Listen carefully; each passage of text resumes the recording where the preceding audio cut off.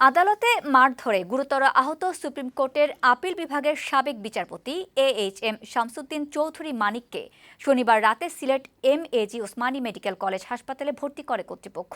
সেখানে রাতেই তার জরুরি অস্ত্রোপচার হয়।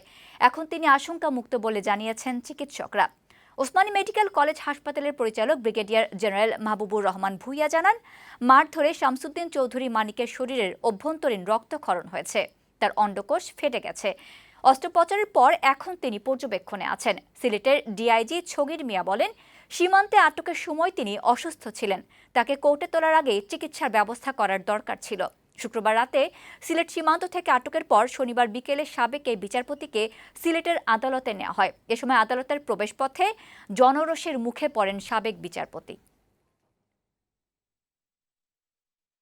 উনি ভালো আছেন, উনি মোটামুটি ভালো আছেন। ওনাকে জাস্ট অবজারভেশনে রেখেছি এবং জানেন যে বয়স্ক মানুষ, ওনার আগেও মনে হয় কিছু ডায়াবেটিস আছে, হার্ট ডিজিজ আছে, সব এগুলি আছে, যার জন্য আমরা অনেকে অবজারভেশনে রেখেছি।